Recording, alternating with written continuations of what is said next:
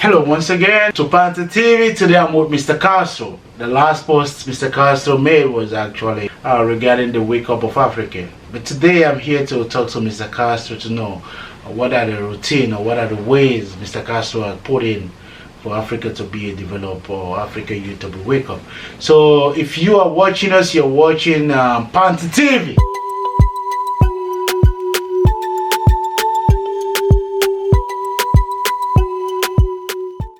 You know, so Mr. Castro, Happy New Year, by the way. I would have said, Merry Christmas.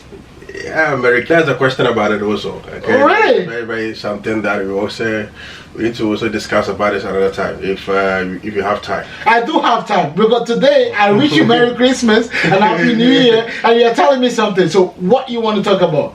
First and first, thanks once again for having me on the show. Okay.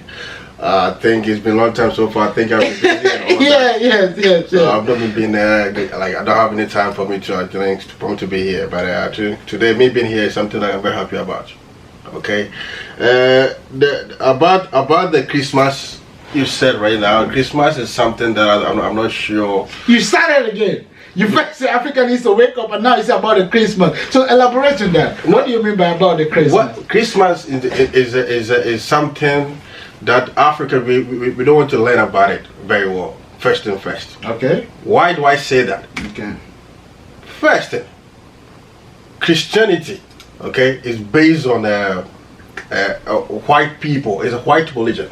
It's not African religion. So why do you say it's a white religion? Because the way it gets to Africa is it was through white people. Okay. Yeah. And there's something that we have to understand here is that before the white man came to Africa, we as Africa, we know God already. We know our way of worshiping God already. There's something that you need to also know.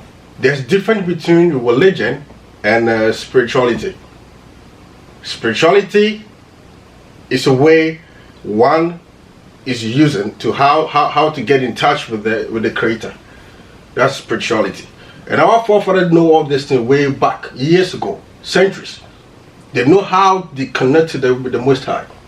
They know it already before the white people came in with the Bible making the whole Christianity as a point for people to follow.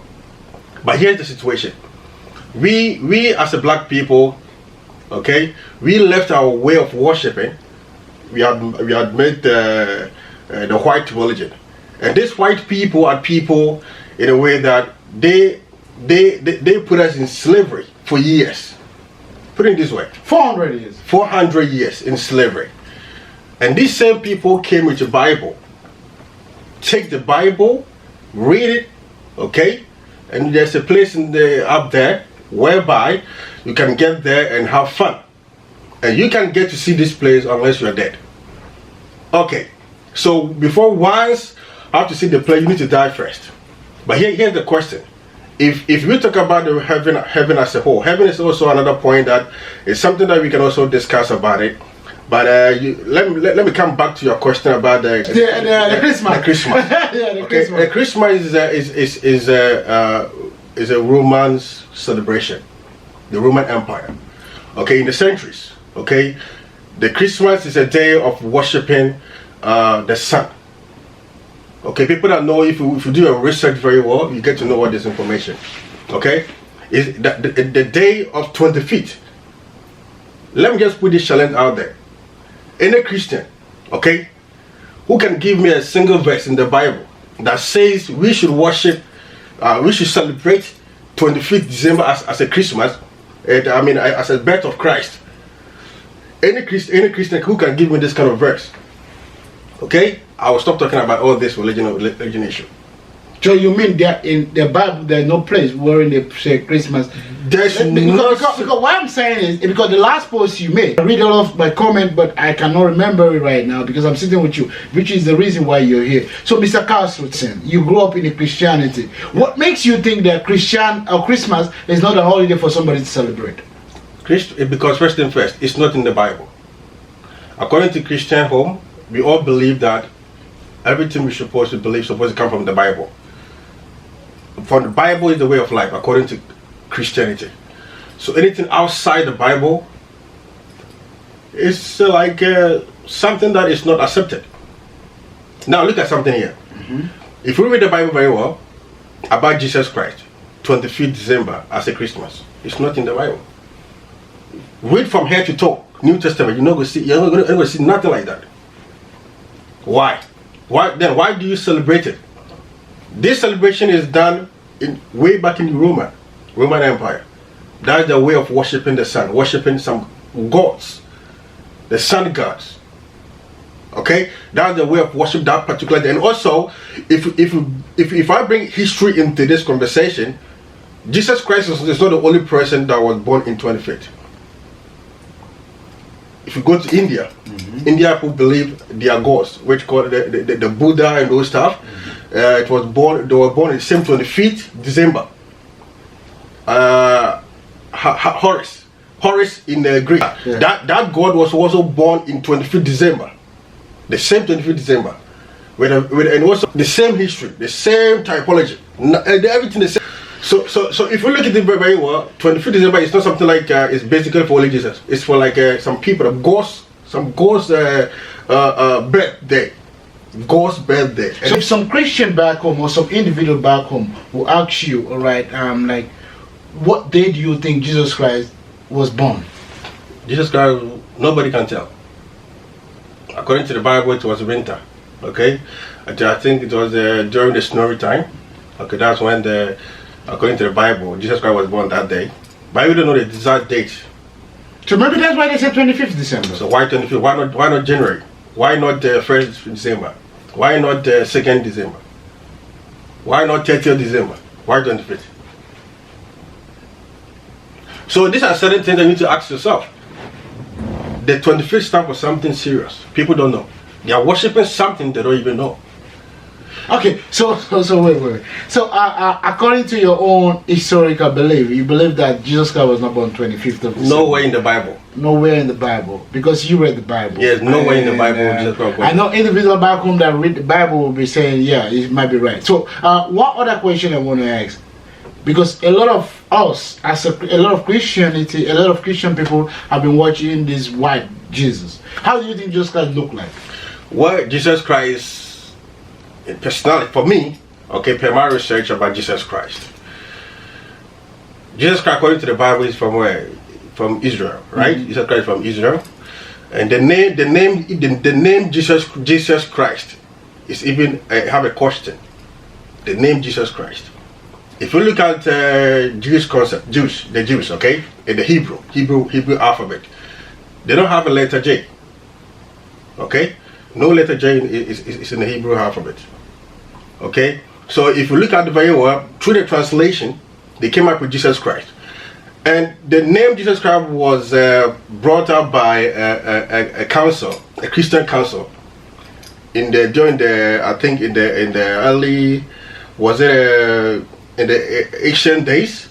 If I get this thing correct, this person named Constantine.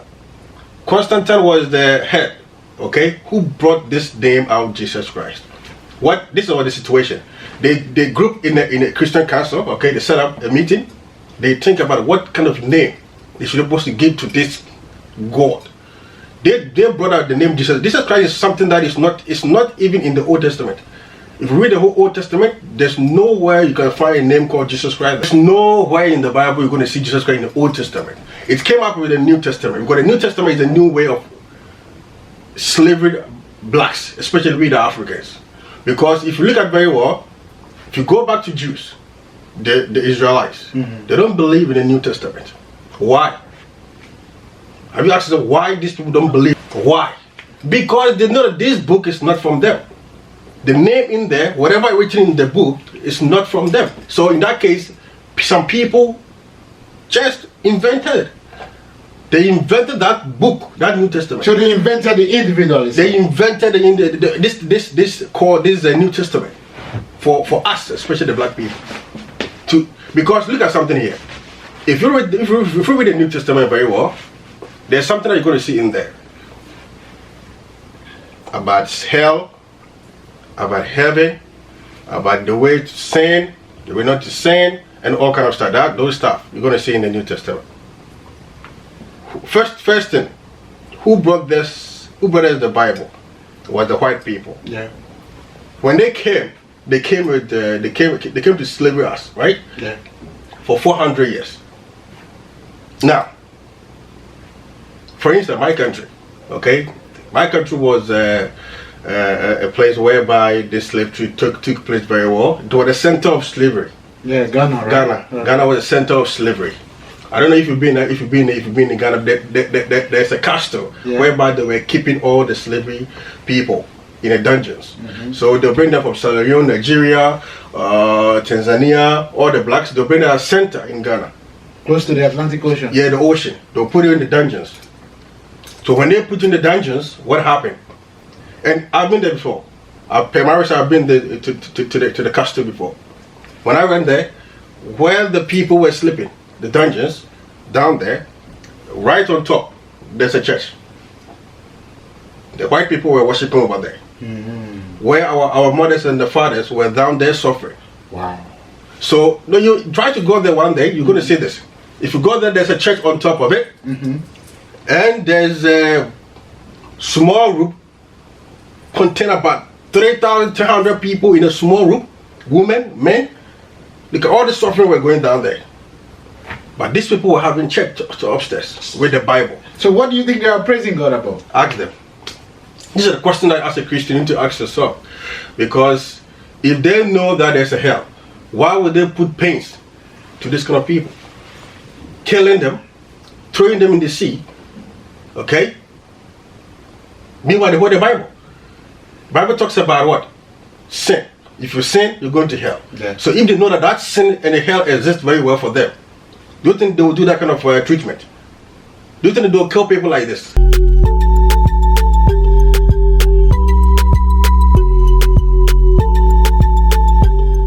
Do you think that's what's still going on right now? Now, yes, because now they've made we the black people to believe that if we don't follow them, we cannot see the Most High, and that's a kind of a problem so far. And most of people in Africa, churches, they've taken this as an advantage, looting money from the poor. They always say that church is business. I always say this: church is business. It's business in the sense that you go there with money, you don't go out with nothing. You go in there to buy things. You go out with so many stuff. Yeah, this was a topic I really wanted you to talk about, because when you say church is business, I want you to you tried to define it on the last show, right? And which makes us have a tremendous view, and people were actually commenting on it. So this time around, I want you to define what do you mean by church is business. Church is business because Jesus Christ is the product. How? And the pastor is the beneficiaries. And you, the church member, you are the customer. So can you define it for us? Okay, let me just come in, okay? Okay. Well, the reason why I say Jesus Christ is the product, that they sell Jesus Christ to you. Okay. Then you as a customer, you buy it. Okay, then the money goes to the pastor. The pastor benefits from you, the members. So they'll come in and preach, for example. Okay, today we need to sow seed. Sow seed to who? The name of what? Jesus Christ. Sow seed. So you're going to sow seed. In near future, you're going to receive blessings. Now here's the question. The pastor and the church member, who is very close to God in terms of worship? Who is very close to God? The customer, the church member and the pastor, who is the leader of the church? Who is more close to God? You said the pastor. The pastor is more close to God. Yeah. But this pastor will tell you, you need to invest. Okay, you're going to receive blessings from God. But the promise was there is something more than that. They sell Jesus Christ to you through the Bible. God has something for you. God is going to bless you. Jesus Christ is your Savior. Jesus Christ is going to help you. You need to sow a seed. You need to pay this thing. Pay tithe. Bring that. Okay, let's buy this. In the name of what? Jesus Christ. So in that case, they are selling Jesus Christ to you. Then you as a church member, you are buying it by you to put your money in the church. So in this case, the money goes to who? It goes to the pastor pocket. Yeah. So the pastor is the one benefits from you, the church member. So at the end of the day, they are the beneficiary, and they are selling Jesus Christ as a product to you to buy it. So it's a business. So in this case, look at Africa, for instance. Look at how the pastor, they are enriching themselves. Yes. Look at how they are looting the poor people. Buying jets, cars, mansions, and all that. Why? And you, the poor, you work on the street all the time, working so hard under the sun. You go to the church every day, give money. To who? To God, according to them. But I thought they said when you die, there's a probability for you to go to heaven, which means there's every type of wealth. Maybe people are putting their money into it so that when they go back there, it's like a savings. They are saving money. No, don't you think so? I don't know if God have a current account or a savings account, but I think people are putting their money in there for savings. Don't you think so? Savings, no. Okay, savings according maybe some people might. Like for Bitcoin, right? If the time Bitcoin was at 13,000 and now it's 40-something thousand, right? If I put my money in Bitcoin, if I die or basically I wait till Bitcoin can pay me back 40,000. So don't you think that's what's happening? Well, this is what I understand. Okay.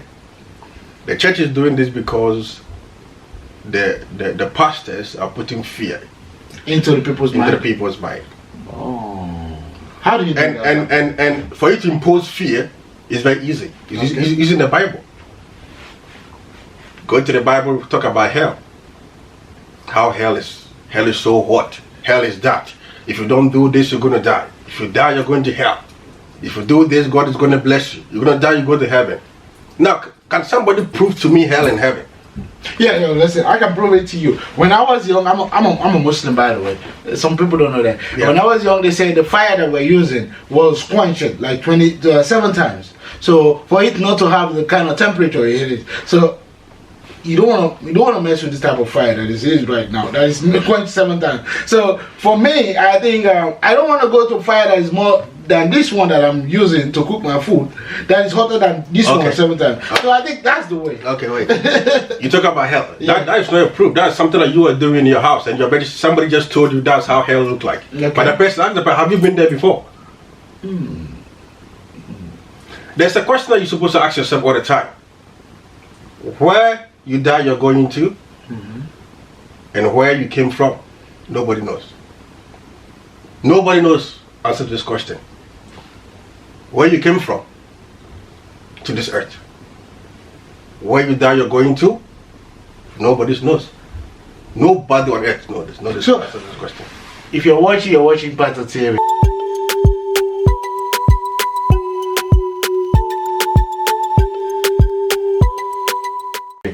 And basically today we are here with Mr. Castro, one of the most motivational speakers regarding Africa Must Wake Up. So I called Mr. Castro here today to define the last interview we have. This interview, we have a very amazing interview with a lot of you. So Mr. Castro is here today to define every topic we discuss about. But before going further, I just want to ask Mr. Castro, what is your way of passing knowledge to people that believe in this thing called Bible, that you think you learned a lot from, but what you learned is not what you were expecting? Well, first of all, the Bible, when I started asking questions, I think about 7 years ago, about the Bible, my belief system. That's how I started asking questions. The reason why I started asking questions was that the Bible is divided into 2. You have the Old Testament and you have the New Testament. Yes. And according to the Christianity, Jesus Christ. But if you look at the Old Testament, there's no a single verse that's going to give you that somebody's going to come on earth and that person is going to call Jesus Christ. There's no even